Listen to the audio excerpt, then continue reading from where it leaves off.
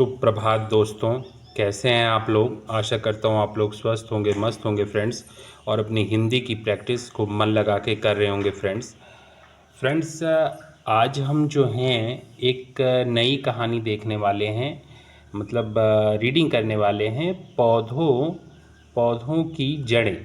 ठीक है, चलिए दोस्तों देखते हैं कि ये पौधों की जड़ें की कहानी में क्या है।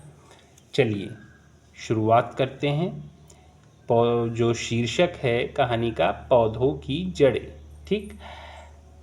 तेनालीराम की पत्नी को गुलाब के बड़े बड़े फूलों को जूड़े में लगाने का बेहद शौक था। उसकी पसंद के फूल केवल राज उद्यान में ही थे, अतः वह बेटे को वहाँ भेजकर चोरी से एक फूल रोज तुड़वा लेती थी।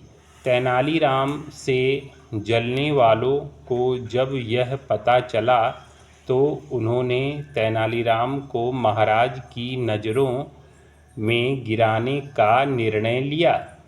उन्होंने उसके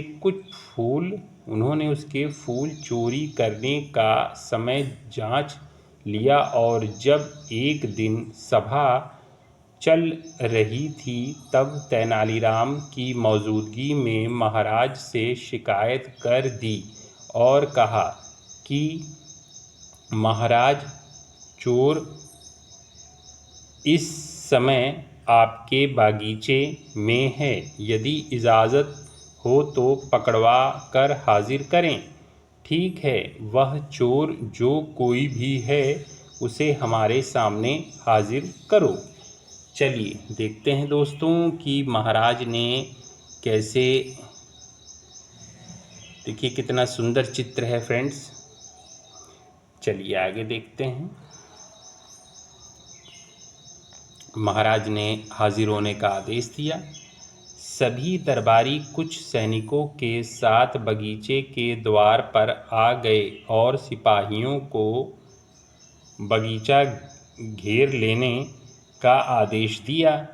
वे लोग तेनालीराम को भी अपने साथ ले आए थे और उन्हें पूरी बात बता भी चुके थे कि वह चोर और कोई नहीं, आपका बेटा है। कुछ दरबारी इस बात का बड़ा रस ले रहे थे कि जब तेनालीराम का बेटा चोर की हैसियत से दरबार में हाजिर होगा तो तेनालीराम की क्या गत बनेगी।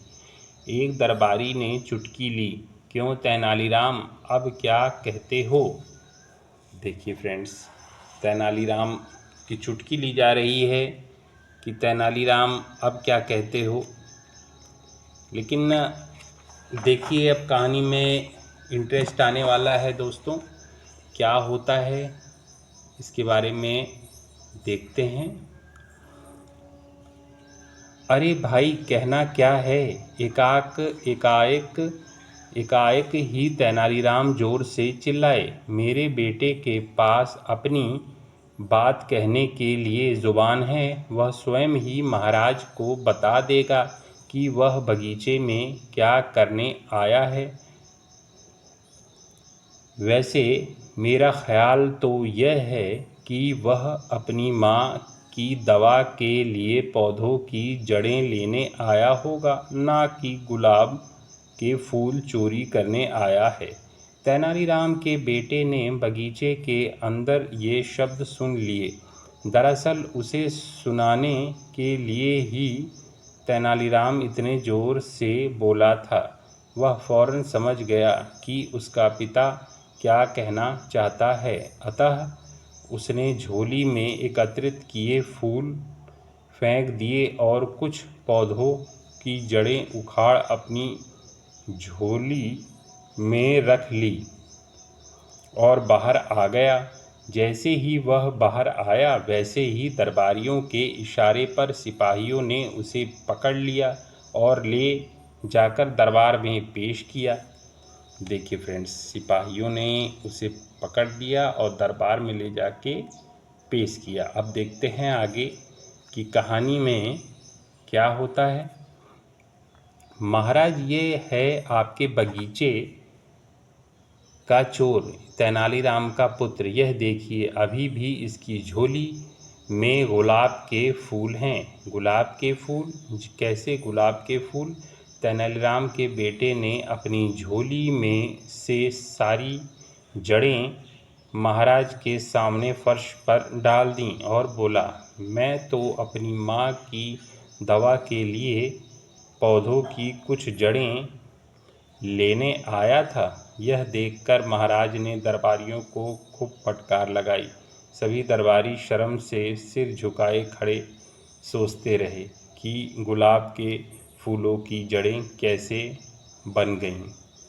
देखिए दोस्तों, कितनी अच्छी कहानी थी। तेनालीराम ने अपनी बुद्धिमत्ता से अपने बेटे को डायरेक्टली नहीं, इनडायरेक्टली समझाया और उनका लड़का भी समझ गया, और इस प्रकार उनका लड़का और तेनालीराम दोनों बच गए।